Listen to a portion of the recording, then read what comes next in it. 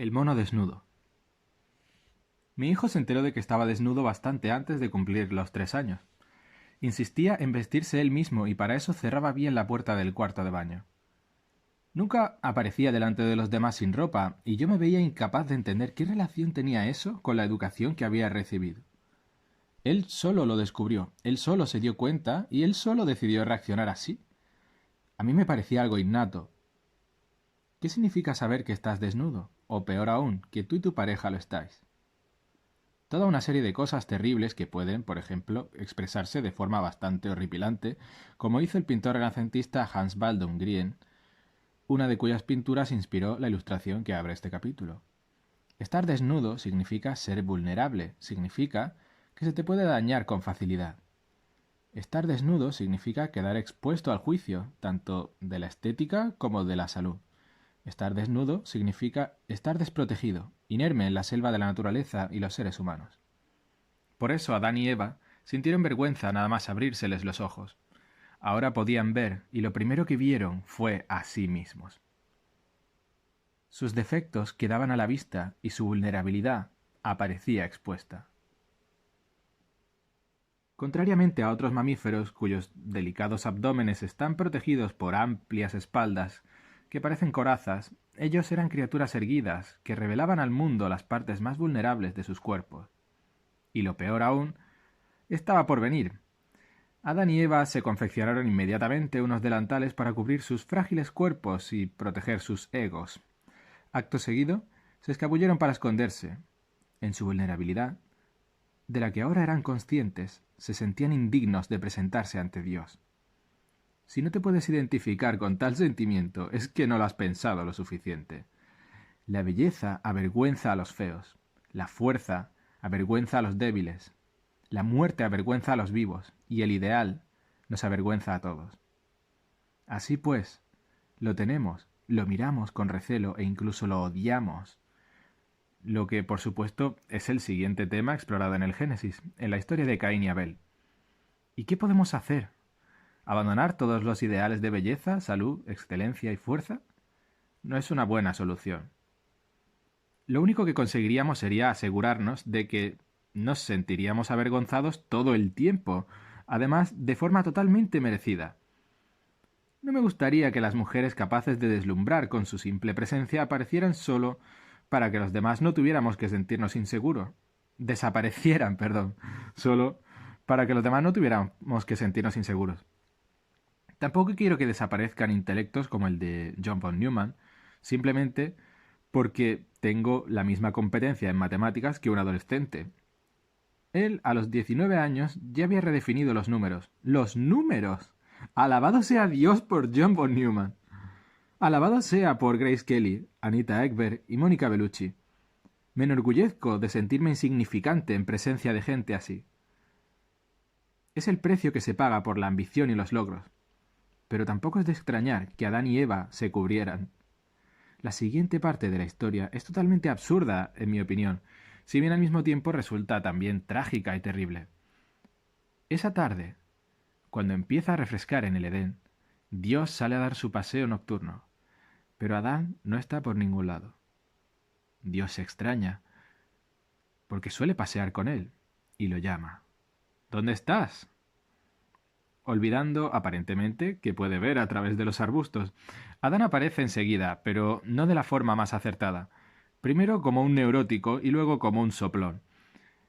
El creador de todo el universo llama a Adán y responde. Llama y Adán responde. Oí tu ruido en el jardín, me dio miedo porque estaba desnudo y me escondí. ¿Qué significa? Significa que la gente, perturbada por su vulnerabilidad, tiene siempre miedo a decir la verdad, a mediar entre el caos y el orden y a manifestar su destino. En otras palabras, tiene miedo de caminar junto a Dios. Algo así, quizá no resulte particularmente admirable, pero sí es comprensible. Dios es un padre moralista con expectativas bien altas. Es difícil complacerlo. Dios dice, ¿quién te informó de que estabas desnudo? ¿Es que has comido del árbol del que te prohibí comer? Y Adán, en su desdicha, señala directamente a Eva, su amor, su compañera, su alma gemela, y la delata. y después culpa a Dios. Le dice: «La mujer que me diste como compañera me ofreció del fruto y comí». ¡Qué patético y qué exacto! La primera mujer llenó al primer hombre de inseguridad y resentimiento. Entonces el primer hombre culpó a la mujer y después a Dios. Y así es exactamente como se siente hasta el día de hoy todo hombre rechazado. Primero se siente pequeño delante del objeto potencial de su amor, después de que ella haya denigrado su idoneidad reproductiva. Entonces maldice a Dios por haberla hecho tan perversa, a él tan inútil, si es que tiene un poco de sentido común, y al propio ser tan profundamente defectuoso.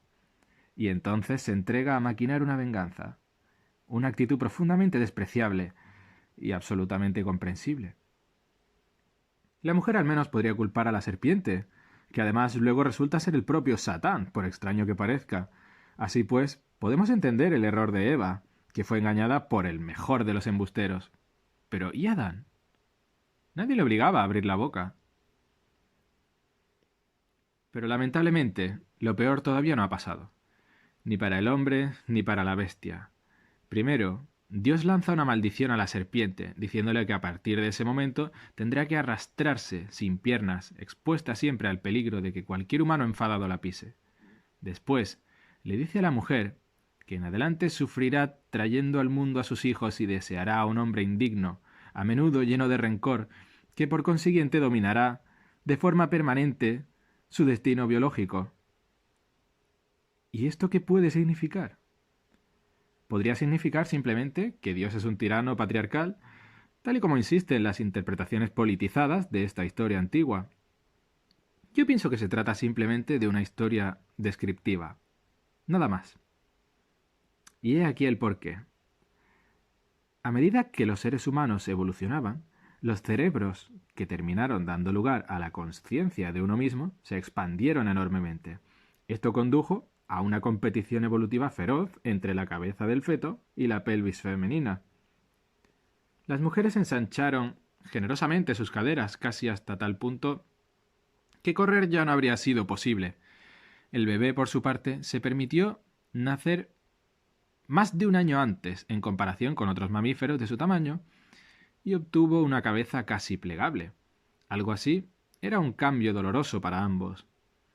Por ello, el bebé, esencialmente fetal, es casi totalmente dependiente de su madre para cualquier cosa durante el primer año. Su enorme cerebro es programable, lo que significa que hay que ir educándolo hasta que llegue a los 18 años, o a los 30, para poder echarlo del nido. Por no mencionar el consiguiente dolor de la mujer durante el parto y el alto riesgo de muerte que afecta a ambos. Todo esto significa que las mujeres pagan un precio elevado por el embarazo y la crianza de sus hijos, sobre todo en las primeras etapas, y que una de las consecuencias inevitables es una mayor dependencia de las bondades, a veces poco fiables y siempre problemáticas, de los hombres. Y una vez que Dios le dice a Eva lo que le va a pasar ahora que está despierta, se dirige a Adán, que, junto a sus descendientes masculinos, tampoco se va a ir de rositas. Dios les peta algo así como: «Hombre, puesto que escuchaste a la mujer, tus ojos se han abierto. La visión divina que te han otorgado la serpiente, la fruta y tu amante te permite ver lejos, incluso en el futuro.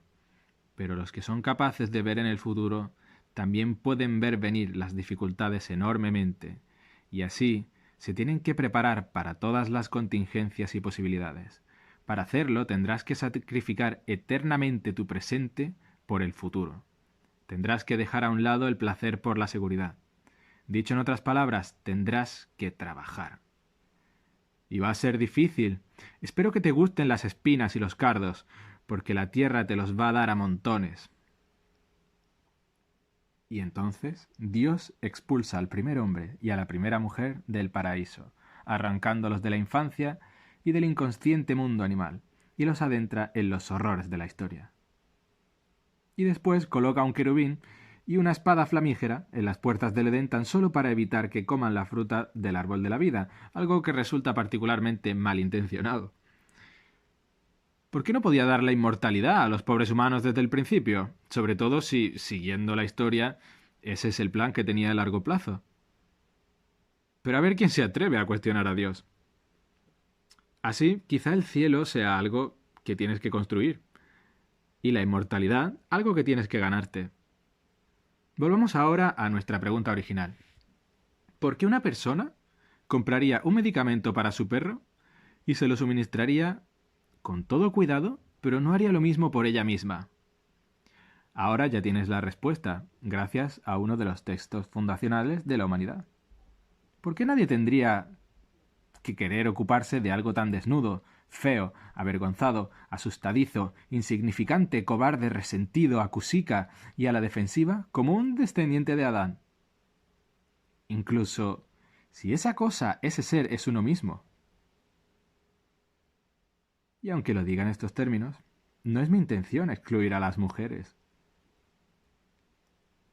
Todas las razones expuestas hasta ahora para tener una imagen negativa de la humanidad se aplican tanto a los demás como a nosotros mismos. Son generalizaciones sobre la naturaleza humana, nada más específico. Pero tú te conoces mejor que nadie. Eres una persona bastante mala y otros saben que es así. Pero solo tú conoces el repertorio completo de tus faltas secretas, tus carencias y tus ineptitudes. Nadie se sabe mejor que tú todos los defectos que acumulan tu mente y tu cuerpo. Nadie cuenta con más razones para despreciarte, para conocer tu patetismo. Así que confiscándote algo que puede hacerte bien, te puedes castigar por todos tus fracasos. Un perro, un inocente e inofensivo perro, carente de cualquier conciencia de sí mismo, es con toda seguridad más digno de atenciones. Pero si todavía no te has convencido, consideremos otro asunto vital. El orden, el caos, la vida, la muerte, el pecado, la vista, el trabajo y el sufrimiento. Todo esto no les basta a los autores del Génesis ni tampoco a la propia humanidad. La historia continúa, con toda su catástrofe y tragedia. Y sus protagonistas, es decir, nosotros, tienen que asumir otro doloroso despertar. Se nos condena ahora a contemplar la propia moralidad. El bien y el mal. Una vez que tienen los ojos abiertos, Adán y Eva no solo advierten su desnudez y la necesidad de trabajar, también descubren el bien y el mal. La serpiente dice, al respecto del árbol, Dios sabe que el día en que comáis de él, se os abrirán los ojos y seréis como Dios en el conocimiento del bien y del mal. ¿Qué querría decir? ¿Qué puede haber quedado por explorar y entender después de la inmensidad del terreno recorrido? Bueno, el mero contexto nos indica que algo tiene que ver con jardines, serpientes, desobediencia, fruta, sexualidad y desnudez. Y fue esta última cosa, la desnudez, la que acabó dándome la pista. Pero me costó años. Los perros son depredadores, al igual que los gatos. Matan criaturas y se las comen. No es algo particularmente bonito, pero los adoptamos igual como mascotas. Nos ocupamos de ellos y les damos sus medicinas cuando están enfermos. ¿Por qué? Son depredadores, pero es su naturaleza. No se trata de algo de lo que sean responsables. Tienen hambre, no es que sean malos. No poseen la lucidez, la creatividad y sobre todo la conciencia de uno mismo necesarias para la refinada crueldad humana. ¿Por qué no? Es sencillo. Contrariamente a nosotros, los depredadores no tienen comprensión alguna de su debilidad fundamental, de su vulnerabilidad fundamental, de su subyugación al dolor y a la muerte. Pero nosotros sí sabemos con toda exactitud cómo y dónde se nos puede hacer daño y por qué. Esa es una buena definición de la conciencia de uno mismo. Somos conscientes de nuestra indefensión, de nuestra finitud y de nuestra propia mortalidad. Podemos sentir dolor, desprecio por nosotros mismos, vergüenza, terror, y lo sabemos. Sabemos lo que nos hace sufrir, sabemos cómo se nos puede infligir dolor y sufrimiento, lo que implica que también sabemos cómo infligírselo a otros.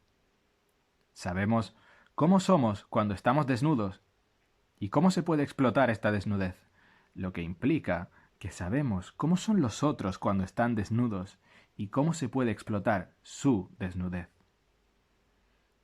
Podemos aterrar a otras personas de forma consciente. Podemos hacerles daño y humillarlas por defectos que entendemos perfectamente. Podemos torturarlas, literalmente, despacio, de forma creativa y terrible. Esto va mucho más allá de la depredación. Es un salto cualitativo en comprensión. Es un cataclismo tan grande como el desarrollo de la conciencia de uno mismo. Es la entrada al conocimiento del bien y del mal en el mundo. Es una segunda herida que sigue sangrando en la estructura de la existencia. Es la transformación del propio ser en una empresa moral, la consecuencia del desarrollo de la sofisticada conciencia de nosotros mismos. Tan solo el ser humano podía concebir el potro de torturas, la doncella de hierro, el aplastapulgares. Tan solo el ser humano hará sufrir únicamente por el gusto de hacer sufrir. Esta es la mejor definición del mal que he sido capaz de formular. Los animales son incapaces de hacer algo así, pero los humanos, con sus atroces capacidades de semidioses, sí que pueden. Y al saberlo, tenemos una legitimación casi total de la idea del pecado original, tan poco popular en los círculos intelectuales modernos. ¿Y quién se atrevería a decir que no hubo un elemento de elección voluntaria en nuestra transformación evolutiva, individual y teológica? ¿Nuestros antepasados eligieron a sus parejas sexuales y lo hicieron en función de la consciencia? ¿Por la consciencia de sí mismos? ¿Y por el conocimiento moral? ¿Y quién puede negar el sentido de culpa existencial que impregna la experiencia humana? ¿Y quién podría dejar de advertir que sin esa culpa, ese sentido de la corrupción y de la capacidad para hacer el mal, ambas innatas, el hombre está a un solo paso de la psicopatía? Los seres humanos poseen una enorme capacidad para hacer el mal. Se trata de un atributo único en el mundo de los seres vivos. Podemos empeorar las cosas, y de hecho lo hacemos, de forma voluntaria, con plena conciencia de lo que estamos haciendo, además de hacerlo accidentalmente, por descuido y por ceguera deliberada. Teniendo en cuenta esa terrible capacidad, esa tendencia a las acciones malévolas, ¿realmente es de extrañar que nos cueste tanto cuidar de nosotros mismos o de otros? ¿O incluso que lleguemos a dudar del valor que posee todo el proyecto humano? Durante mucho tiempo hemos sospechado de nosotros, y con conocimiento de causa. Hace miles de años, en la antigua Mesopotamia se creía, por ejemplo, que la humanidad había sido engendrada a partir de la sangre de Kingu, el monstruo más terrible que la gran diosa del caos había podido crear en sus momentos más vengativos y destructivos. Tras sacar conclusiones de este tipo, ¿cómo podríamos dejar de cuestionar el valor del ser, o el valor de nuestro ser, o del mismo ser, perdón? ¿Quién podría enfrentarse a la enfermedad propia o ajena sin dudar de la utilidad moral de recetar una medicina que pueda curar? Y nadie entiende la oscuridad del individuo mejor que el propio individuo. ¿Quién entonces, cuando esté enfermo, va a dedicarse en cuerpo y alma a cuidar de sí mismo? Quizá el ser humano es algo que nunca habría tenido que suceder. Quizá debería erradicarse toda presencia humana del mundo, de tal forma que el ser y la conciencia pudieran regresar a la brutal inocencia de lo animal. Estoy convencido de que la persona que asegura que nunca ha deseado algo parecido no ha hecho memoria o no se ha enfrentado a sus fantasías más oscuras. ¿Qué se puede hacer entonces?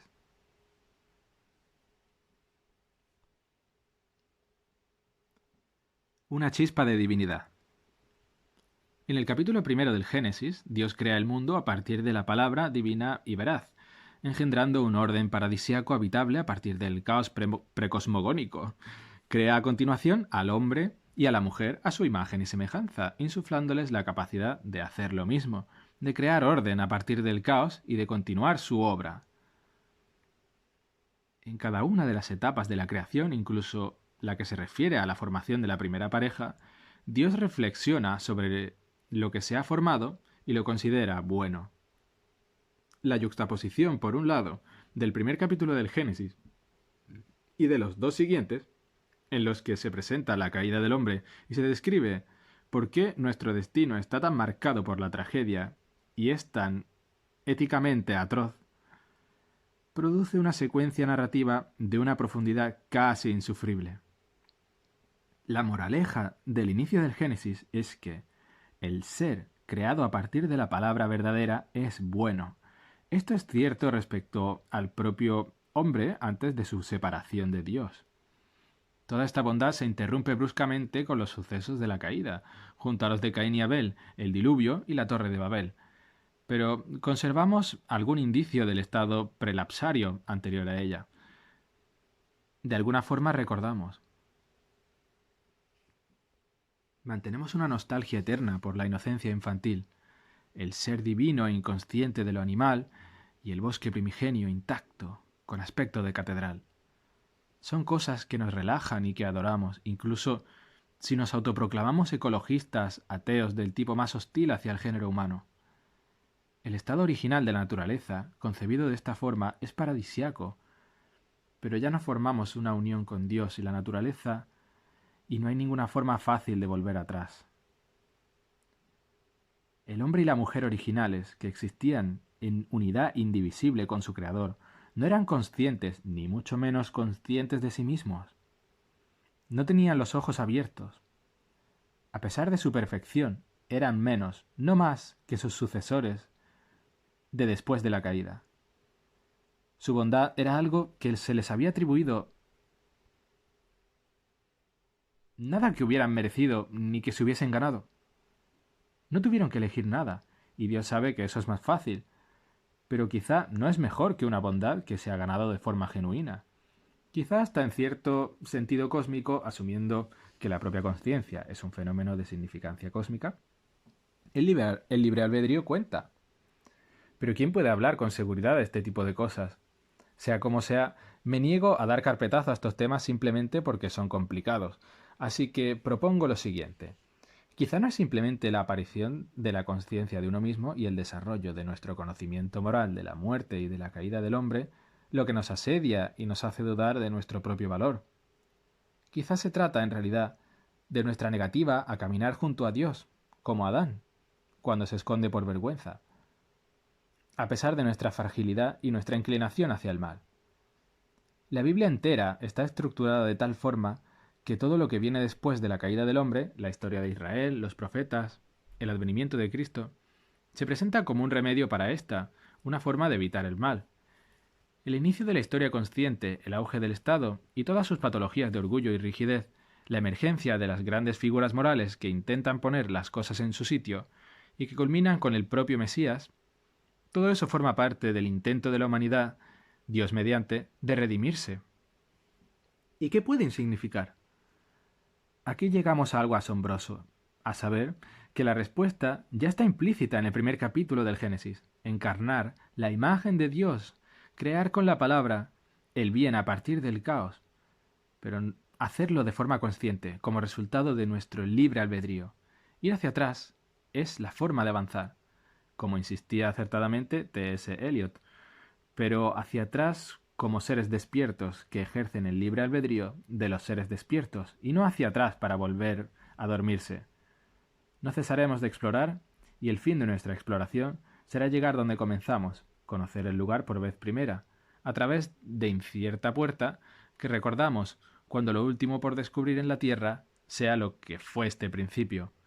En la fuente del río más extenso, la voz de la cascada oculta y los niños en el manzano, no familiar por no buscada, aunque oída, intuida, en la quietud del mar entre dos olas. Rápido aquí ahora, siempre un estado de plena sencillez. Su precio es nada menos que todo, y todo irá bien, y toda suerte de cosas irá bien, cuando las lenguas ardientes se enalcen en el nudo del fuego coronado, y la lumbre y la rosa sean uno. Si de verdad queremos cuidarnos, tenemos que respetarnos, pero no lo hacemos porque, al menos, a nuestros ojos, somos criaturas caídas. Si viviéramos en la verdad, si dijéramos la verdad, entonces podríamos volver a caminar junto a Dios y respetarnos, así como a los demás y al mundo. Entonces, puede que nos tratásemos como personas que nos importan. Puede que nos esforzásemos por arreglar el mundo. Puede que lo orientásemos hacia el cielo, donde querríamos que vivieran las personas a las que cuidamos, y no hacia el infierno, donde nuestro rencor y nuestro odio condenarían para siempre a todo el mundo. En las zonas donde el cristianismo apareció hace 2000 años, las personas eran mucho más bárbaras de lo que son hoy en día. El conflicto estaba por todas partes. Los sacrificios humanos, incluso de niños, eran algo común, hasta en sociedades tecnológicamente sofisticadas como en la antigua Cartago. En Roma, los deportes que se practicaban en los anfiteatros eran competiciones a muerte, donde solía derramarse sangre.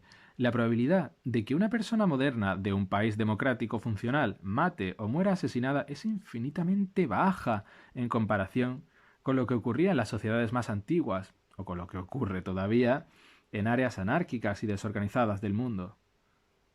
Por entonces, la preocupación moral principal a la que se enfrentaba la sociedad era el control del egoísmo violento e impulsivo, así como de la codicia descerebrada y la brutalidad que lo acompañan.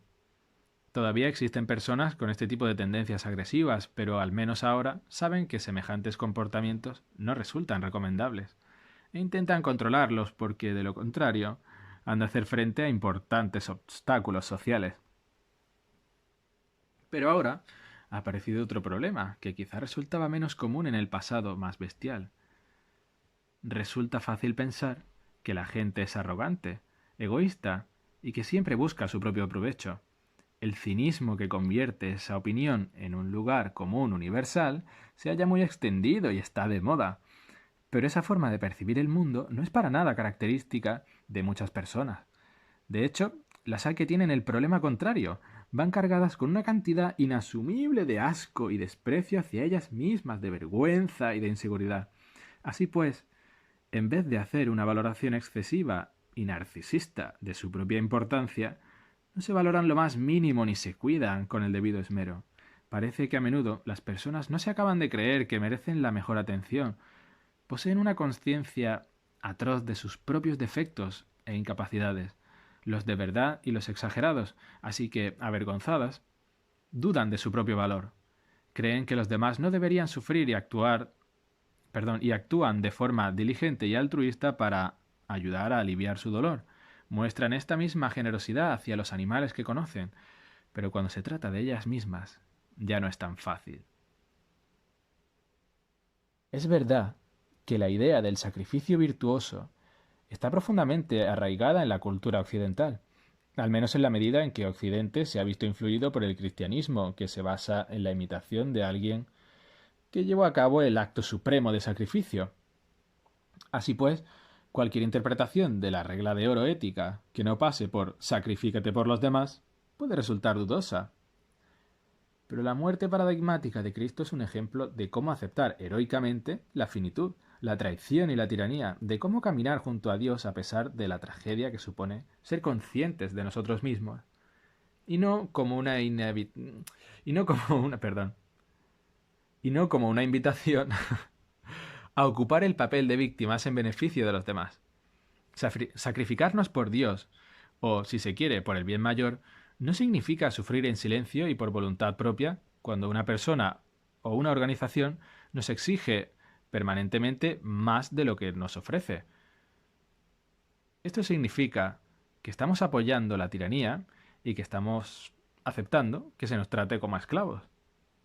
No es ninguna virtud ser objeto de abusos, ni siquiera a manos de uno mismo. Aprendí dos lecciones muy importantes de Carl Jung, el famoso psicólogo profundo suizo, acerca de las ideas del tipo hacer con los demás lo mismo que te gustaría que hicieran contigo, o querer al prójimo como a ti mismo.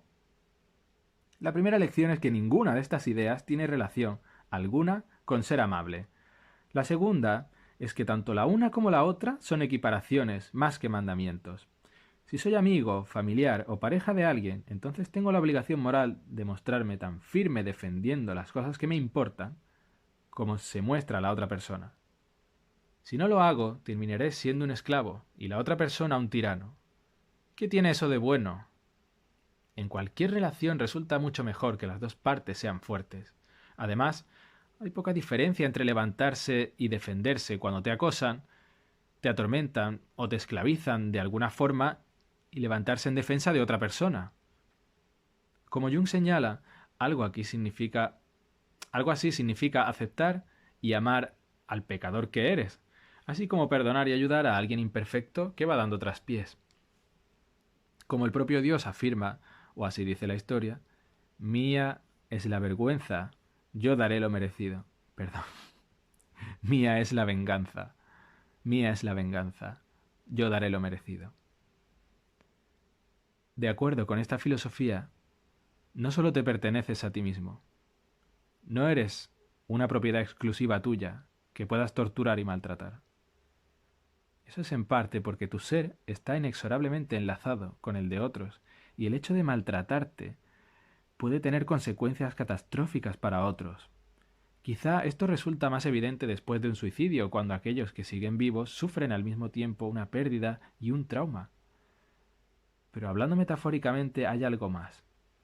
Tienes una chispa de divinidad en tu interior, que no te pertenece a ti, sino a Dios. Después de todo, y de acuerdo con el Génesis, estamos hechos a su imagen. Tenemos la capacidad semidivina de la consciencia.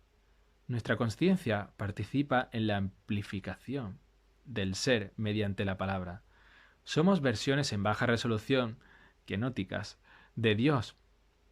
Podemos crear orden a partir del caos y viceversa, a nuestra manera, con nuestras palabras. Así pues, puede que no seamos exactamente como Dios, pero tampoco somos exactamente nada.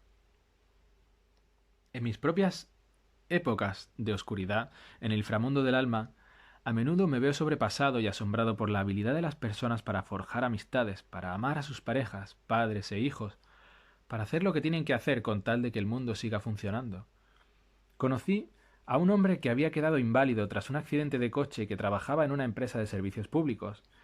Después de ese accidente, y durante años, trabajó codo con otro hombre que a su vez sufría una enfermedad neurológica degenerativa.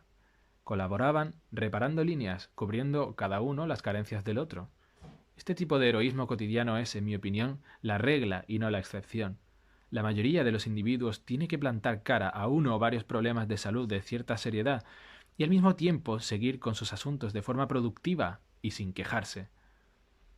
Si alguien tiene la suerte de disfrutar de un periodo de gracia y salud a nivel personal, suele tener por lo menos a una persona cercana sufriendo algún tipo de crisis. Y a pesar de todo, las personas persisten y siguen realizando tareas complicadas que requieren grandes esfuerzos para mantenerse y para mantener a sus familias y a la sociedad.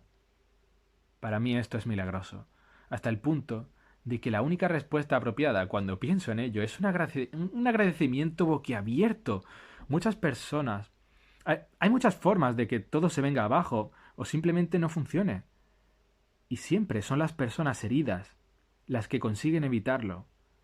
Merecen por ello una admiración franca y genuina. Es un milagro sostenido de fortaleza y perseverancia.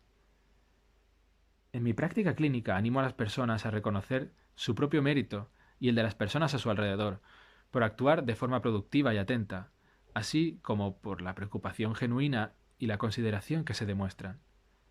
Las personas están tan torturadas por las limitaciones del ser que me asombra que puedan llegar a comportarse bien o a ocuparse de algo más que de ellas mismas.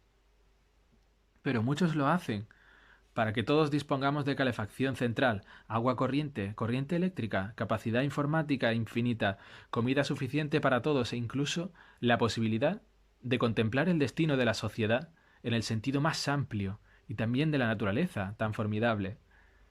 Toda esa compleja maquinaria que impide que nos congelemos o muramos de hambre o de sed tiende constantemente a errores de funcionamiento a través de la entropía, así que si funciona de forma tan eficiente es solo gracias a la atención constante de personas diligentes. Algunas personas degeneran y se precipitan en un infierno de resentimiento y odio del ser, pero la mayor parte se niega a hacerlo, a pesar de su sufrimiento, sus decepciones, sus pérdidas, sus incompetencias y su fealdad, por lo que constituye otro milagro para quien quiera verlo. La humanidad en su totalidad, así como quienes la componen individualmente, merece cierta compasión por la horrible carga bajo la que se tambalean las personas, cierta compasión por su subyugación a la vulnerabilidad mortal, a la tiranía del Estado y a las depredaciones de la naturaleza. Es una situación existencial que ningún otro animal tendrá que afrontar ni soportar, de una dureza tal que haría falta ser Dios para poder soportarla verdaderamente. Esta compasión debería servir de medicamento adecuado para las inseguridades y el desprecio hacia nosotros mismos, que están justificados, pero que solo son la mitad de la historia. El odio hacia uno mismo y la humanidad debe equilibrarse con la gratitud por la tradición y por el Estado, así como con el asombro ante lo que las personas normales y corrientes consiguen, y eso sin mencionar los impresionantes logros de las personas verdaderamente excepcionales. Nos merecemos cierto respeto, te mereces cierto respeto, eres importante para otras personas y también para ti. Tienes un papel esencial que desempeñar en el destino del mundo. Por eso tienes la obligación de cuidarte. Tendrías que cuidarte, ayudarte y ser amable contigo de la misma forma que cuidarías, ayudarías y serías amable con alguien a quien amas y valoras. Por eso, quizá tengas que comportarte de una forma respetable con tu ser. Y está bien que así sea. Todas las personas tienen serios defectos. Todas quedan muy lejos de la gloria divina. Sin embargo, si ese hecho en sí significara que no tenemos la responsabilidad de cuidarnos, ni a nosotros ni a los demás, todo el mundo sería brutalmente castigado de forma constante. Y algo así no estaría nada bien. Algo así empeoraría aún más, y de todas las formas posibles, los problemas del mundo. Esos problemas que pueden llevar a cualquiera a plantearse honestamente la misma necesidad de que este mundo exista. Este no puede ser de ninguna forma el camino para avanzar.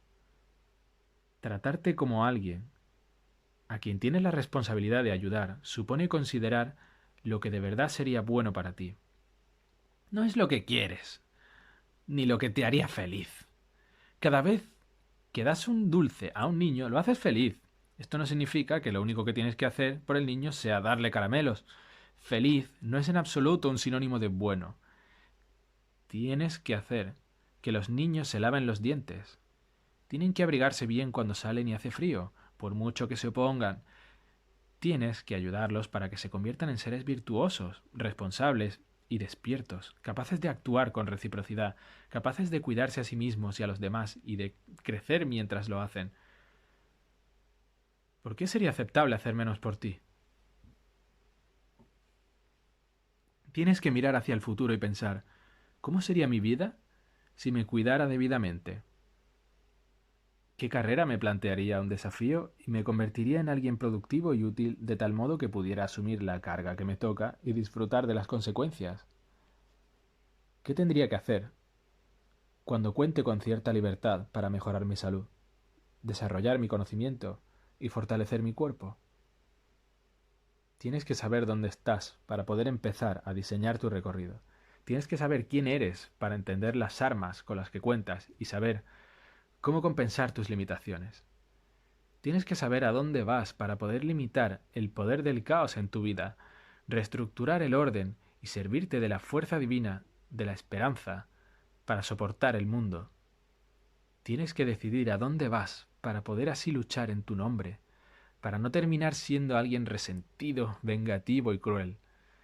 Tienes que articular tus propios principios para poder así defenderte cuando los demás intenten aprovecharse de ti, y para preservar tu estabilidad y seguridad cuando trabajas y cuando juegas. Tienes que disciplinarte cuidadosamente. Tienes que mantener las promesas que haces, las que te haces, y recompensarte de tal forma que puedas confiar en ti y motivarte. Tienes que decidir cómo comportarte contigo para que sea posible que te conviertas en una buena persona y que lo sigas siendo. Estaría bien hacer del mundo un lugar mejor. El cielo, después de todo, no llegará por sí solo. Tendremos que esforzarnos para traerlo y hacer acopio de fuerzas para resistir a los ángeles mortíferos y a la espada flamígera del juicio que Dios utilizó para bloquear su entrada. No subestimes el poder de la visión y la dirección. Se trata de fuerzas imparables, capaces de transformar lo que quizá parezcan obstáculos inasumibles en senderos transitables y en oportunidades de desarrollo. Hay que fortalecerse, así que empieza contigo. Cuídate, define quién eres, refina tu personalidad, elige tu destino y expresa tu ser. Como el gran filósofo alemán del siglo XIX, Friedrich Nietzsche, observó tan brillantemente, Quien tiene un porqué para vivir encontrará casi siempre el cómo. Podrías ayudar a rectificar la deriva del mundo y corregir su trayectoria para que apuntara un poco más hacia el cielo y un poco menos hacia el infierno. Una vez que hayas entendido el infierno, una vez que lo hayas estudiado, por decirlo de alguna forma, sobre todo tu propio infierno particular, podrás tomar una decisión sobre dónde no ir y qué no crear. Podrías dirigirte a cualquier otro lugar. Podrías incluso dedicar toda tu vida a eso, lo que te proporcionaría un significado con mayúscula. Esto justificaría tu miserable existencia. Esto serviría para expiar tu naturaleza pecaminosa y para sustituir tu vergüenza y tu inseguridad por el orgullo natural y la franca confianza de alguien que ha vuelto a aprender cómo se anda junto a Dios en el jardín del Edén. Podrías empezar tratándote como a alguien que tienes la responsabilidad de ayudar.